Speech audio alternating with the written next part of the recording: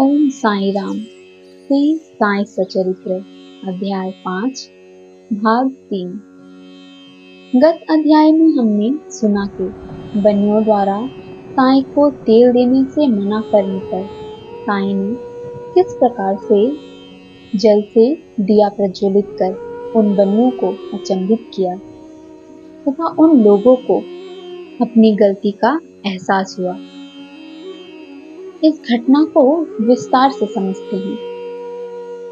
गुरु या संत के पास अनेकों सिद्धियां होती हैं, परंतु वे इन सिद्धियों का उपयोग अपने लिए कभी नहीं करते। संत चाहे तो अपनी सिद्धियों से क्या नहीं कर सकते, परंतु वे साधारण मनुष्यों पर कृपा कर उन पर आश्रित होते हैं, जिससे कि साधारण मनुष्यों को संत सेवा का लाभ प्राप्त हो सके। उनके कुछ पाप कट पाए, क्योंकि संतों के मन में गृहस्थ संसारी लोगों के लिए दया का भाव होता है। साईं बाबा ने जल से दिया जलाकर हम सबको यह सीख दी कि जब हम कुछ दान करते हैं किसी संत को, तो उसका अहंकार मन में लेश मात्र भी नहीं आना चाहिए कि यदि हम इन संतों के लिए कुछ ना करें तो ये खुद के लिए कुछ नहीं कर सकते। ये अहंकार पतन का द्वार है। संत तो वरन हमसे दान ग्रहण कर हमारे ही कुछ पूर्व कर्मों को काटते रहते हैं, परंतु हमें यह अहंकार हो जाया करता है कि हम दान कर रहे हैं, हम कितने दानी हैं। साईं यदि इच्छा करते तो उन बनियों से तेल लिए बिना भी दिया प्रज्वलित कर सकते थे, जैसा कि उन्होंने किया। तो फिर वे क्यों जाते थे उनके दर पर तेल की भिक्षा मांगने? भिक्षा तो माध्यम था कि दान के माध्यम से उनका हृदय विशाल हो। संत हमसे दान लेकर हमें दाता बनने के लिए प्रेरित करते हैं, परंतु हम जीवन भर याचक ही बने रहते हैं। एक तरफ तो हम दान देकर यह अहंकार करते हैं कि हम कितने पुण्यवान हैं, हम दान देते हैं। वहीं दूसरी तरफ हम उन्हीं संतों से झोली फैला के याचना करते रहते हैं कि हमारी इच्छा पूरी कर दो। तो यह तो एक व्यापार है, दान तो नहीं। संत हमारे द्वार कुछ देने ही आते हैं, कुछ लेने नहीं। उनका दान सूक्ष्म होता है, परंतु हमें तो आदत होती है भौतिक वस्तु पाने की, तो संत जो सूक्ष्म दान दे जाते हैं उसका हमें आभास भी नहीं होता। मिथ्या गुरु जौहर अली। उपयुक्त वर्णित कुश्ती के 5 वर्ष पश्चात जौहर अली नाम के एक फकीर अपने शिष्यों के साथ राहता आए। वे वीरभद्र मंदिर के समीप एक मकान में रहने लगे। फकीर विद्वान था, कुरान की आयतें उसे कंठस्थ थी, उसका कंठ मधुर था। गांव के बहुत से धार्मिक और श्रद्धालु जन उसके पास आने लगे और उसका यथा योग्य आदर होने लगा। लोगों से आर्थिक सहायता प्राप्त कर उसने वीरभद्र मंदिर के पास एक ईदगाह बनाने का निश्चय किया। इस विषय को लेकर कुछ झगड़ा हो गया, जिसके फलस्वरूप जौहर अली राहता छोड़ शिरडी आया और बाबा के साथ मस्जिद में निवास करने लगा। उसने अपनी मधुर वाणी से लोगों का मन जीत लिया। वह बाबा को भी अपना शिष्य बताने लगा।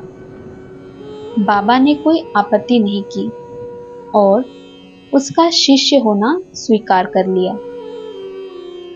तब गुरु और शिष्य दोनों पुनः राहता में आकर रहने लगे। गुरु शिष्य की योग्यता से अनभिज्ञ था, परंतु शिष्य गुरु के दोषों से पूर्ण परिचित था। इतने पर भी बाबा ने कभी उसका अनादर नहीं किया और पूर्ण लगन से अपना कर्तव्य निभाते रहे और उसकी अनेक प्रकार से सेवा की। वे दोनों कभी कभी शिरडी भी आया करते थे, परंतु मुख्य निवास राहता में ही था। श्री बाबा के प्रेमी भक्तों को उनका दूर राहता में रहना अच्छा नहीं लगता था, इसलिए वे सब मिलकर बाबा को शिरडी वापस लाने के लिए गए। इन लोगों की ईदगाह के समीप बाबा से भेंट हुई और उन्हें अपने आगमन का हेतु बतलाया। बाबा ने उन लोगों को समझाया कि फकीर के आने के पूर्व ही आप लोग शिरडी लौट जाएं। इस प्रकार वार्तालाप हो ही रहा था कि इतने में फकीर आ पहुंचे। इस प्रकार अपने शिष्य को वहां से ले जाने का खूब प्रयत्न करते देखकर वे बहुत क्रोधित हुए। कुछ वाद विवाद के पश्चात स्थिति में परिवर्तन हो गया और अंत में यह निर्णय हुआ कि फकीर व शिष्य दोनों ही शिरडी में निवास करें और इसलिए वे शिरडी में आकर रहने लगे। कुछ दिनों के बाद देवीदास ने गुरु की परीक्षा की और उसमें कुछ कमी पाई। चांद पाटिल की बारात के साथ जब बाबा शिरडी में आए थे, उससे 12 वर्ष पूर्व देवीदास लगभग 10 या 11 उम्र की अवस्था में शिरडी आए थे और हनुमान मंदिर में रहते थे। देवीदास सुडौल, सुंदर आकृति तथा तीक्ष्ण बुद्धि के थे। वे त्याग की साक्षात मूर्ति तथा अगाध ज्ञानी थे। बहुत से सज्जन जैसे तात्या कोते, काशीनाथ व अन्य लोग उन्हें अपने गुरु समान मानते थे। लोग जौहर अली को उनके सन्मुख लाए। विवाद में जौहर अली बुरी तरह पराजित हुआ और शिरडी छोड़ वैजापुर को भाग गया। वह अनेक वर्षों के पश्चात शिरडी आया और श्री साईं बाबा के चरण वंदना की। उसका यह भ्रम कि वह स्वयं गुरु था और श्री साईं बाबा उनके शिष्य अब दूर हो चुका था। श्री साईं बाबा उसे गुरु समान ही आदर करते थे।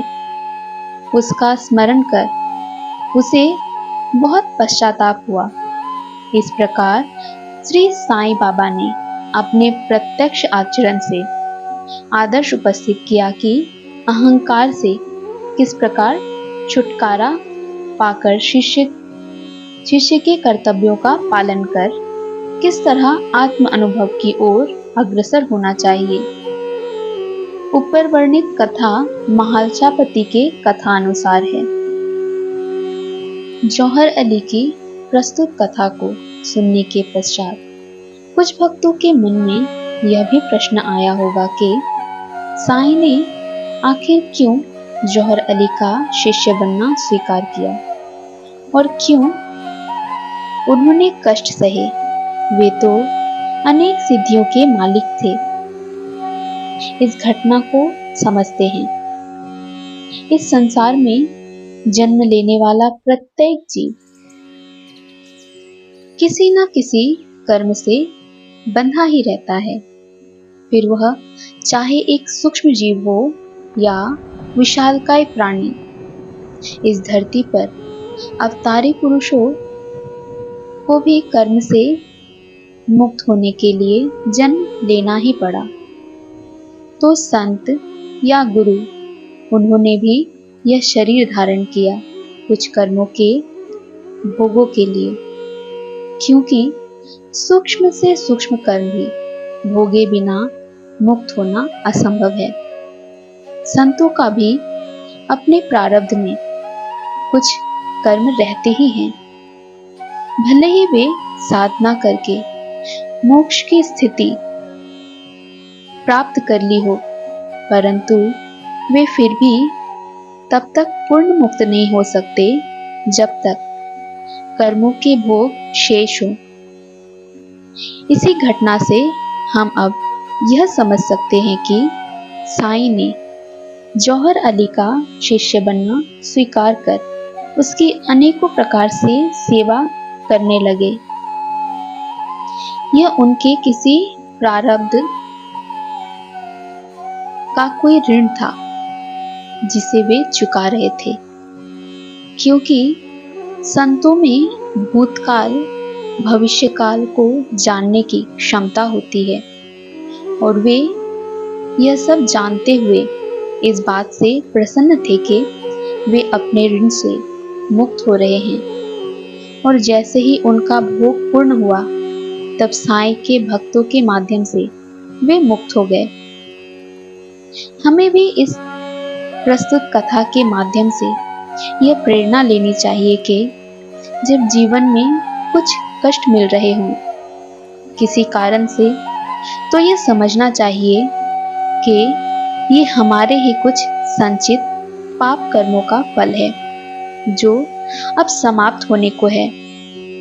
तो इस बात को याद रखते हुए धैर्य रखना चाहिए एवं मन में प्रसन्न होना चाहिए कि हमने अपने संचित कर्म काट लिए। ओम साईं राम।